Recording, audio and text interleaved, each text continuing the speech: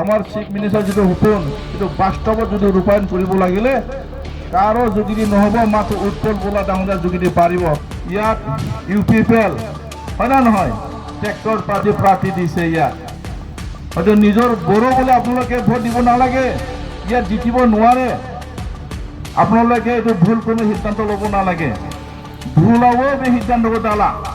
आं दिनै बर'नि मोनसे जांख्रिथायारि दैदेनगिरि रन्जन दैमारिखौ गोसोखाङो बे समाव।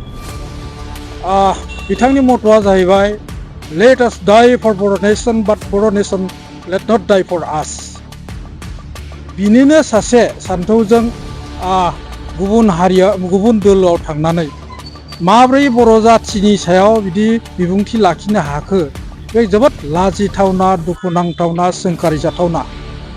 मानोना बिग्रायारि हान्जायाव थानानै बर' जाथिनि थाखायनो खामानि मावनानै सासे बर' फिसाखौ बर'ब्लाबो भट दाहोहोनाया बे मा रोखोमनि बाथ्रा जादों बेखौ हयथ' बर' रायजो राजाफ्रा हयथ' बुजिनो बाखि गैया। बिथांमोना सोरजोंबा बायजादों, राष्ट्रीय राजनैतिक दलजों माने बायजानानै लासिं सिंनो गहपुरनि समस्या बाव रोजा रोजा सुबुङा जिउ गोमादों।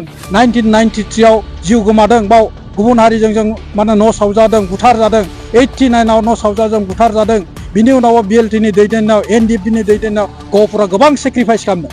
बे सेक्रिफाइस खालामनानैसो दिनैनि BSc BTC आरो BTRखौ मोन्दों। नाथाय आरो BTRआवबो एसे गामिल' हाबदों। बिथाङा BTR सोसननायनि बाथ्रा बुङालासिनो, बिनि इमप्लिमेन्टेसननि खोथा बुङालासिनो, बिनि थाखानाय एडमिनिस्ट्रेटिभ दाथायखौ बुङालासिनो, बेयाव VCDC दानाय, बाव गोदान माने काउन्सिलनि माने मोनसे कनस्टिटिउसन दानाय खोथा बुङालासिनो लासिं सिङै गुबुन हारिनो, गुबुन दोलोनो बर'बाबो भट माने होआलासिनो बिनो होनांगौ होननाया जोबोद लाजिथावना, दुखुनांथावना, सोंखारिथावना। आं बेखौनो बुंबाय। प्रेस मोसाहारिया बिजेपि दोलोनि जानानै फोसावदों, मेल सफैदों।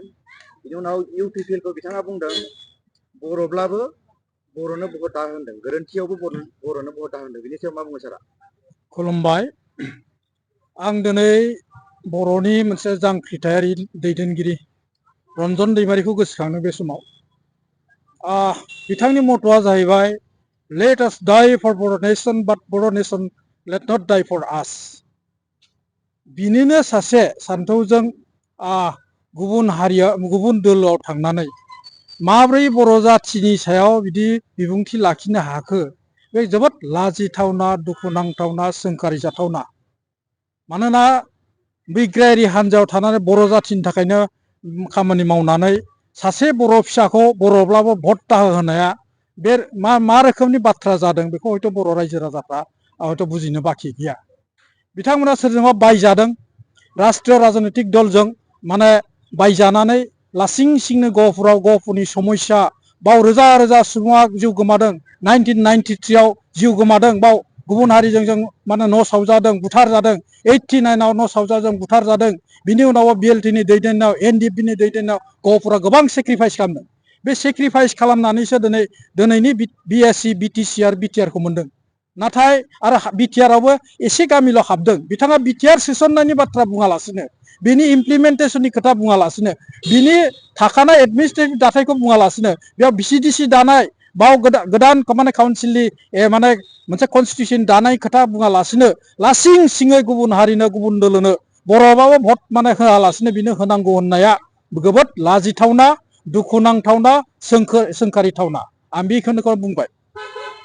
बेसेबांसो भट लानानै देरहागोन होननानै सानो नोंथाङा? दिनै एन्टि इनकामबेन्सि बेखौ जायखौनाखि हारसाया प्रतिस्थान बिरुधि होनना बुङो, बे प्रतिस्थान बिरुधिया बेसेबां माने 10 बोसोराव रुलिं पार्टिनि बेरेखायै दोहो खामग्लिनानै बिथाङा बे ओनसोलाव बेरायदोंब्ला बे ओनसोलाव मा डेभेलपमेन्ट जादों बेखौ मानो नायफिनाखै? बिथाङा निजै सासे MCLA EM, नाथाय बिथाङा डेभेलपमेन्टनि बाथ्रा बुंफैयालासिनो डाइरेक्टयै दाखालिसो देरहालांखानानै बिथाङा दिनैसिम बे 4 मासाव मा बुस्थु होफैखो आरो मा बुस्थु होगोन, बेयाव मा जिनिस माने माबायदि डेभेलपमेन्ट जागोन बेखौ बाथ्रा बुङालासिनो बिथाङा जे स्कुल कलेजनि खोथा होनदों, स्कुल कलेजा जों मारै मोनखो, बेयाव बिनि हानि मोनथाया, बे हानि पाट्टाखौ जों बोरै मोनखो?